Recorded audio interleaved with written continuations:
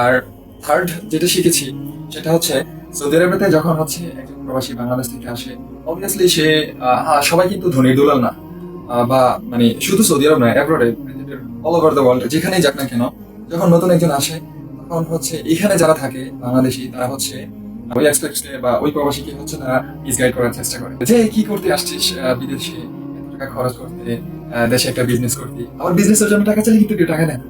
ঠিক আছে, আচ্ছা গেল, এত টাকা খরচ করতে কেন আসতে গেলে বিদেশে অনেক কষ্ট, এটা সেটা ফ্যামিলি নাই, হ্যান ত্যান, এটা সেটা কাজে ঝামেলা, তারপরে বলা হচ্ছে এই জায়গা ভালো না, এখানে কাজ করলে এই সমস্যা, এগুলো ফেস করতে হবে। আবার অনেকে হচ্ছে সো আমি বলবো যে এই যে এটা মিসগাইড করে একটা মানুষকে হচ্ছে ডিপ্রেশনে ফেলা, কি দরকার ভাই? সেও তো টাকা পয়সা খরচ করে আসতে পারে না। আপনি আবার যদি জিজ্ঞেস করেন যে ভাই আপনি এখানে কয় বছর আছেন, একটু মুরব্বী হলে 10 বছর, 20 বছর বা 15 বছর, আবার একটু মিডিয়াম এজ হলে 7 বছর, এরকম 5 বছর, যে এখানে বসে বসে মানে কার চুল ছিঁড়তেছে আমি জানি না। তো এগুলো হচ্ছে আপনারা কানে দিবেন না।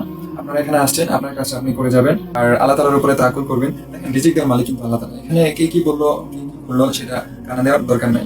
কেউ মিসগাইড করতে চাইলে সেগুলো হচ্ছে অ্যাভয়েড করার ট্রাই করবেন। ইনশাআল্লাহ আশা করি কোনো প্রবলেম হবে না প্রথম দিকটা। আমরা যেটা মানে আমি যেটা এসে ফেস করেছি আর কি, সেই জিনিসটা আপনাদের সাথে share করব।